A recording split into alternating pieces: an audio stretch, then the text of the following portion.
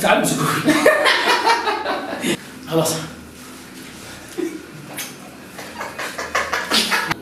احلى حاجه لما تكون راكب فوق سياره وبعدين كل ساعه وقفنا في نقطه تسال ايش فيه، يقول لك تفتيش حمل السلاح. يعني ممنوع حمل مواطن للسلاح. حلو، شيء حلو. لكن حمل السلاح المواطن طبيعي. يعني تشوف واحد راكب دبابه، الناس راكبين طقم، واحد راكب دراع قدام الخارج، طبيعي هذا يعني سلاح شخصي. عادي ما فيش حاجه. ما نسيش نذكر على الحكومه لانهم بدهم يبذلوا مجهود باين. يفتحوا باب الجمارك علشان المواطنين كلهم يشتروا، ولا قررنا منه اللي يبيع داخل عشان نروح نشتري منه. بس برضو بعض الناس عايشين حياتهم كلها منتظرين اللحظه اللي البلد تمر فيها برحلات ازمه، يعني يكون ما فيش دولة، ما فيش دولة، ما فيش دولة، ماشي دولة، ماشي دولة. فرصة ما فيش دولة يا شباب، فرصة ما فيش دولة، ما فيش دولة، ما فيش دولة. طبعا الفرق كبير بين الحيوانات اللي شفناها بالصورة وبين الناس اللي تتكلم عليهم. الحيوانات طبعا لا عقل ولا سلاح، ما يقتلوش حد.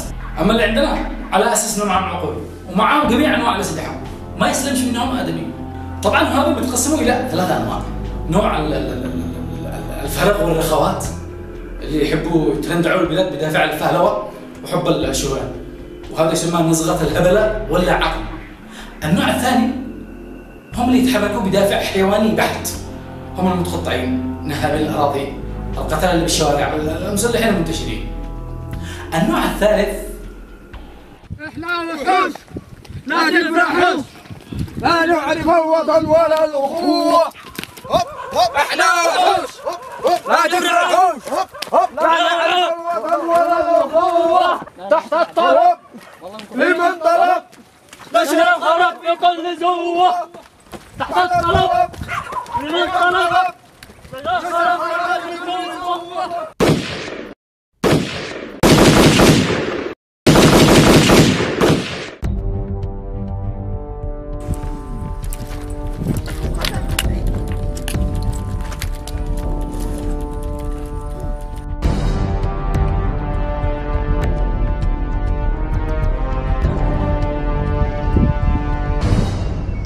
انت يا هالموت الاحمر ليه عنها الناس.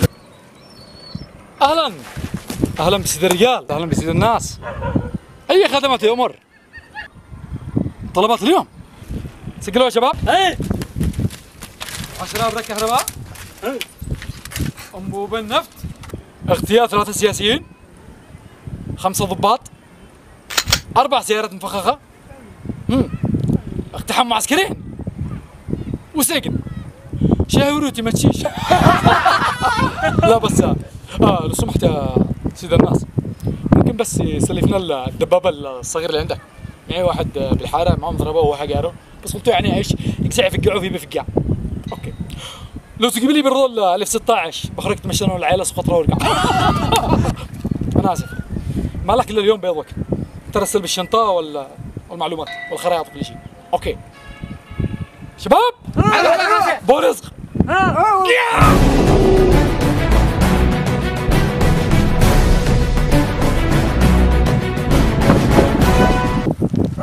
يلا يلا يلا. الله يحميك يا شنب، الله يحميك للوطن يا شنب. ما فيش حاجة. سلامتك يا شنب. شباب الفحم.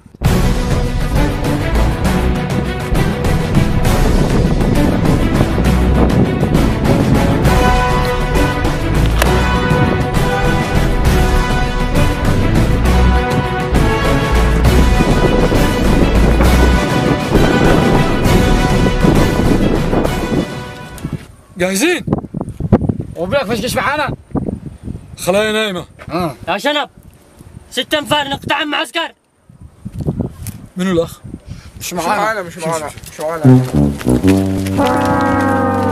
جودة فالنبي جودة، جودة فالنبي حارس، جودة فالنبي جودة، جودة فالنبي حارس.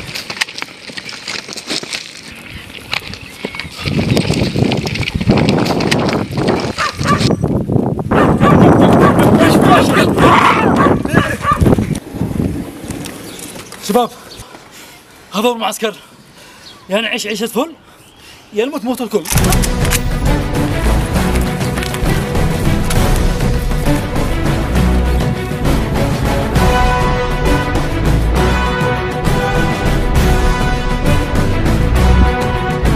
شباب ما في حاجة والله صدق يا شباب ما بحد. مثل ما توقعت ما في أحد. الحمد لله. شباب القرامة طالب على حسابي. انا افدى قلبك يا زعيم. انت قوي. يعني ما بش احد. هي معانا معسكر ثاني. شرق طبعا لما شوف مجموعه مسلحه تهجم على النقطه وتقتل 20 جندي من غير ما يجرح واحد من المسلحين، اكيد حاجه تخزق العقل ويقول لك ايش؟ قالوا هم امنين. يعني لو هم امنين ليش عملوا نقطه اصلا؟ قد في امان في كل بلدان العالم. معروف ايش مهمه الجندي بالنقطه العسكريه؟ اللي عندنا باليمن مهمه الجندي بالنقطه العسكريه مشروع شهيد. برضو من المعروف انه لما يستشهد جندي نعرف انه كان في مهمه رسميه ولا في معركه ولا في مأمورية يتعقب المجرمين. إلا عندنا بالإيمان صار العكس، المجرمين يتعقبوا العسكر أينما موجودوا، في المعسكرات بالنقط العسكرية، من يقضي على من الجاري، حاجة تخزق العقل تماما. مع كل مصيبة من مصائب قتل الجنود اليمنيين يظهر لنا إنه الجماعات المسلحة مدربة تدريب أقوى وأحسن من الجيش، من العسكر اللي عندنا. يعني الصراحة ولو زعلنا الحكومة نشتي جيش يحمي جيش، الشعب يريد جيش يحمي جيش. العمليات النوعية طبعا اليوم أصبحت للجماعات المسلحة والعصابات. أما الجيش عمليات النوعية قوية جدا. يرجعوا مواطن كهرباء، يحرروا الساحل، عندهم حرروا ساحل طائرة أخيرا بنفس الوقت اللي قتل فيه 20 جندي. هذه عملية نوعية ولا بلاش؟ أهم شيء ساح من الجنود. معنا منهم كثير. إخواني الدولة قد تعمل لي عليه. قد تدين وتندد وتشدد وتهدد. والمجرم يخطط وينفذ. وبالاخير تطلع الدوله تقول ايش؟ عارف ان المنفذين المجرمين حق كل العمليات. ما شاء الله، ما شاء الله. اهم شيء الدوله انها تعرف المنفذين. نشتي نعرف بياعين الدمام اللي داخل اللي سببوا بكل هذه الجرائم. بياعين الدمام اللي داخل، نشتي نعرفهم. نشتي نعرف بياعين الدمام اللي داخل. قهر الباطل، قهر باطل، قهر باطل. خلاص جيب لي منقال. شو منقال؟ شو منقال؟ هات لي منقال. خلاص روح خلاص ابدا لك. خلاص. فلذلك يا اخي الموضوع ما نستغربش لما اشوف اسهل انسان يقتل باليمن هو الجندي، واسهل مكان يقتحم هو المعسكر والسجن. فلا تستغربش. فالدوله تفرض خيبتها، واذا شفت الدوله تتدخل بمكان ومكان لا، واشخاص محسوبين على الدوله يعتدوا على اشخاص باسم الدوله، فلا تستغربش. فالدوله تفرض ريبتها. واذا شفت الطائرات من دون طيار تتمشى في سماء اليمن وتقتل مواطنين يمنيين، فلا تستغربش. الدولة تفرض طيبتها.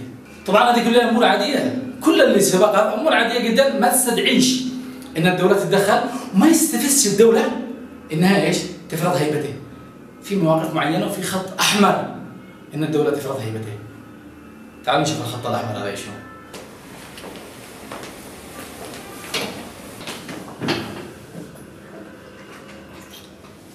اهلا، الكلام عن كرلوش. الخطه معاكم بتاخذ مجموعه وتنطلق بالطائره صوب هذا الهدف، تمام، وتنفذ العمليه باكمل وجه. مطور نزل. جميل. نفس الكلام بتاخذ مجموعه وبالطائره وتنطلق صوب هذا الهدف وتنفذ العمليه على اكمل وجه. ماشي شو اوصيكم؟ هيبة الدولة وكيانها على عاتقكم. انتم رجال الدولة. مفهوم؟ مفهوم. والمثل يقول ايش؟ اليد اللي مش قادر تكسره تبوسه. وهذه الايدي احنا قادرين نكسرها. وانتم عارفين ايش تفعلوا؟ نبوسه. رجال الله بارك في الله.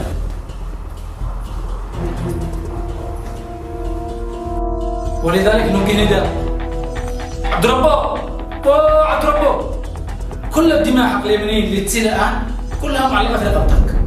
كل الدماء اللي تسيل معلقه في رقبتك. يكفي وساطات. يكفي محاباه، تحولت الرئاسه الى مصلحه شؤون القبائل. يعني بنفس الوقت اللي الدوله تطالب مجموعه المسلحه بتسليم الاسلحه للدوله، تشوف الدوله تاخذ مليارات وكم هائل من الاسلحه علشان تروح تراضي طرف معين تحقق. اكيد الدوله ما ترضيش طرف معين الا اذا في شخص محسوب على الدوله اخطا. فلذلك الدوله ما تباليش انها تضحي بكل اموال الدوله، كل اسلحه الدوله.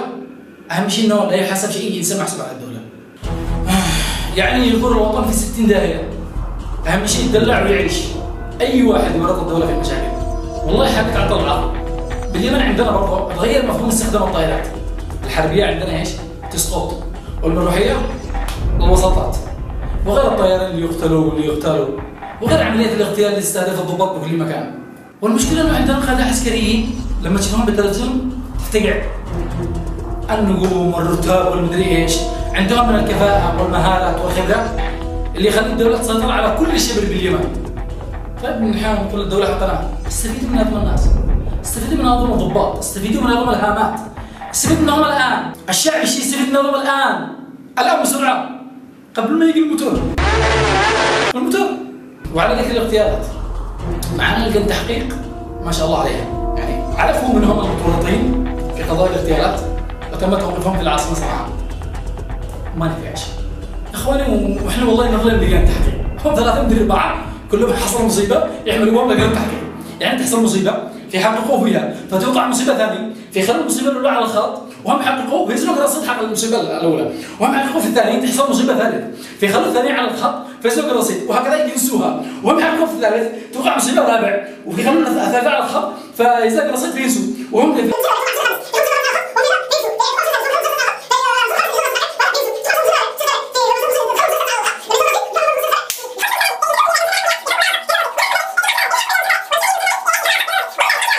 مصيبة 811 فيخلوا المصيبة 810 على الخط فيزنوا الرصيد في الجنيه فيحققوا بالمصيبة.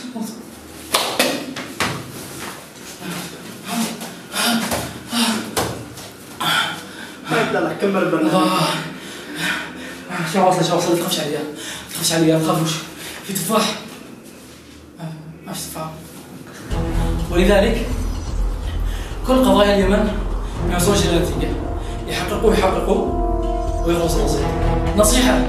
نصيحه اللي بيدهم امور الدوله الان، باقي معكم قليل رصيد عند الشعب، استفيدوا منه قبل ما يخلص. الدوله حقا ما تستحيش، قولوا لنا بصراحه نحن ما نخرج عن المخربين والمجرمين. انا اللي عندي انما انصحكم شخصين 2 لا ثالث لهما. الاول كنا يحقق ويكشف المجرمين، الثاني رامبو يقضي عليه. اما عن التدخل الخارجي فحدث ولا حرج من غير اي حاجه. يعني كل دوله لها مصلحه داخل البلاد هذه، كل الدول تحاربين عندنا بملعب، لا مش هم اللي يلعبوا، احنا جالسين نلعب. يعني هذا يرسل وهذا يرسل بالدولار وهذا يرسل مدري بايش وهذا يرسل مدري بايش، مع ان المرتزقه والخونه اللي داخل هم اللي جالسين يلعبوا. حرب هنا وحرب هنا، مصيبه هنا واغتيال هنا واقتحام هنا، كل لصالح الدول اللي تدور مصالح اليمن. حموا انفسهم بذكائهم وقتلونا بغبائنا. وداعنا العرب. بالاخير لو سمحتم اخوان المجاهدين اعزائنا اللي نحبكم والفريق كامل يحترمكم ويحبكم، لو سمحتم ما معناش وساطه رئاسيه ولا وساطه حتى اخيرا حسن. بحق هذا القلب اعملوا لايك، شير، سبسكرايب.